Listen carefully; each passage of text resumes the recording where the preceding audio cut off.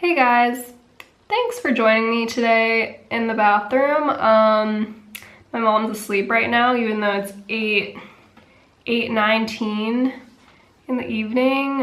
Jet lag's just like not that great, I guess. I've had a lot to like get done, such as my intro some apps that I'll probably have posted a video on by now already, but yeah, I had that to do. I also have these like car insurance thingos to do because my parents just added me to their insurance thing, and then there's these like 6-hour training courses that like make it cheaper, so I have to do that, which apparently like that stuff expires. You have to do it like every couple years or so. I thought it would just be like a one and done type situation. Nah, man. Yeah, so that's been a thing. What else do I have to get done? Oh shoot. Okay, so I'm flying back on the 3rd for my SoCo, and I still have to read that book that we've been assigned to read this summer. Okay, I'm like maybe a 4th into it, so I still have quite a bit left. Anyway, it's not a bad book, it's just like, it takes time, you know? My update for you guys today. So, how do I explain this? So I'm at my grandparents' apartment right now, right? And they are next door neighbors with a family who has a child that is my exact age. Not like exact as in like to the day, but like we're in the same year and we just finished our first year of college, right?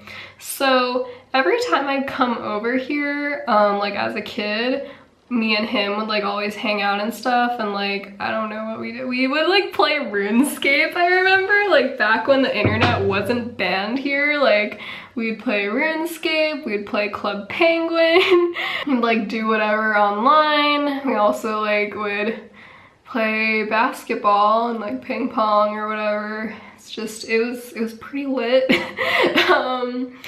But yeah, so I just went to his apartment yesterday to say hi, and then we ended up chatting a little bit, and basically, what was the point of this story? Well, it's not a story, it's just an update in my life.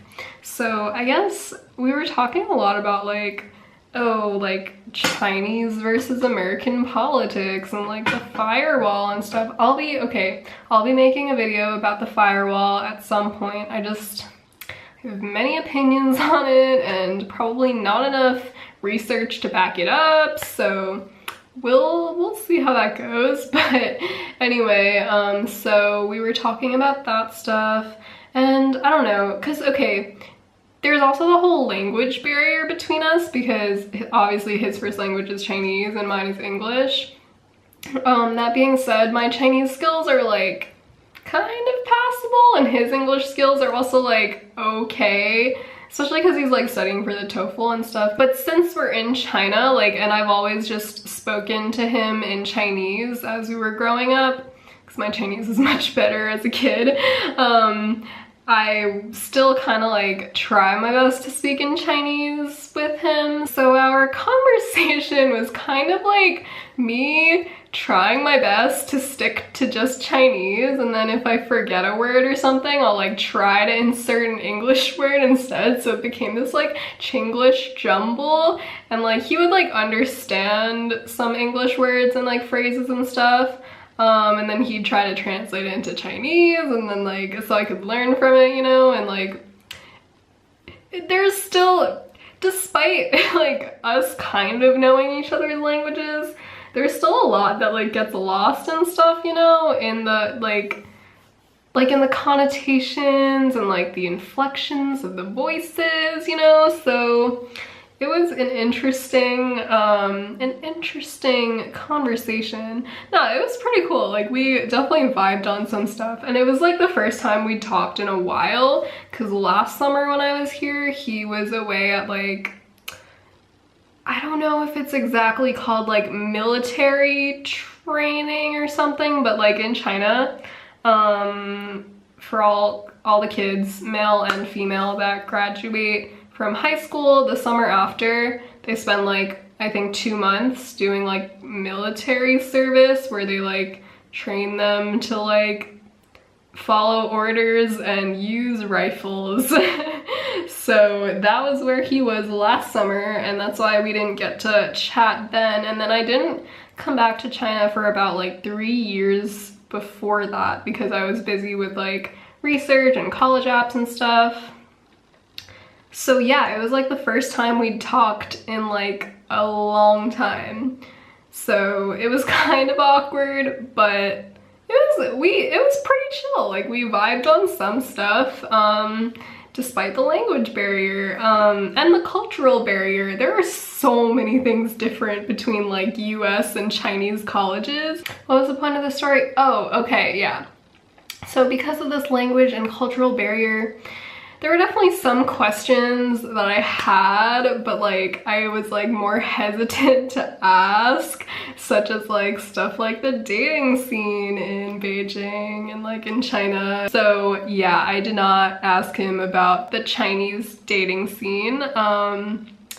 But today I thought of an interesting idea that would educate me a little bit on the Chinese dating culture without having to ask anyone about it. So I don't know if I ever mentioned this on this channel, probably not, but last winter break when I went back home, one of my high school friends convinced me to download Tinder. So I did, and I like selected which pictures to put in my profile and did not actually write a bio because I was just not being creative at all and I couldn't think of anything. So I started swiping and with her like watching over my shoulder and it was really funny. So I quickly realized it was a bad idea to use Tinder back home during a time when everyone is back home for winter break. So I encountered many of my high school classmates on Tinder. Bad idea to do it in your hometown. Just leave it for college, leave it for vacations like this one. So okay, I got rid of Tinder quickly after. So I re-downloaded it today and I started swiping on some Chinese boys. And honestly, okay, the thing about the firewall too is that most of the people on here tend to be like international students or like have some reason to use like, I don't know, because okay, yeah, I was like talking to my neighbor childhood friend yesterday about this and like sure, people use VPNs in China, but like unless you have a reason or like have people to connect with on Facebook, usually like Chinese kids don't even have Facebook because there's no need for it since no one else in China uses it. So like, because everyone uses WeChat, right? So I didn't actually see that many Chinese kids on Tinder that are like born and raised in China. A lot of them were like international kids that are studying here, or like people born and raised here that are studying internationally that are probably here just for the summer. So not representative of the Chinese dating scene as a whole, but I don't know, I've just been feeling pretty thirsty lately. In that way. Nah, that was a bad joke. Anyway, okay. I don't know, it's been fine. There's actually like quite some like good looking people on here. Surprisingly, back in the US, honestly, maybe it's like a 20% swipe right rate. Here it's more like a good like a 50-60%. I don't know if that's just like the area I'm in. Anyway, yeah, Let's swipe a little bit here. Okay, so this guy is from Germany and he's in Beijing as an economics and Chinese student. And he's also saying that he's 22 and he weighs 195 and he's 6'5", because I for sure needed all of your measurements, right? Okay, this guy, interesting bio, still pending. Haha, that's funny. Sarcasm, humor, that sounds fun. Swipes left anyway. Anyway, this guy, okay. He goes to Yale, but he's got a cigar in his mouth in the first photo, and his bio is literally just Beijing ballin'. Also, is that a mugshot? Oh my god, okay. These kids are wildin'. Aw, prom photo, anyway. Aw, match. He looks real put together. Dang. Dang. Okay. Swiping right. Honestly, I don't know. I feel like this is telling me nothing about the Chinese dating scene, but I just love wasting my time swiping on people I'm never gonna talk to ever. Yay, another match. The thing is though, none of my matches have messaged me yet. And I don't know if it has to do with like me having an English bio. Yeah, the language barrier is for sure a concern. Ooh, someone just messaged me. Who messaged me? His name is TY and his bio says Rossi, film cutter. As if I know what that means. I don't know, his pics looked real artsy, so what should I say? Fuck, I did not think this through. It's just hey with like 3 kind of embarrassed emojis.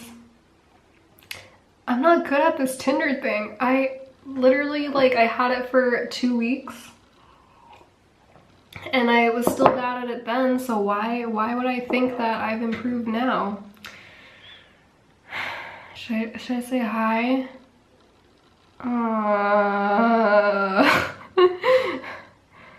I'll say hi. Yeah, I'll say hi.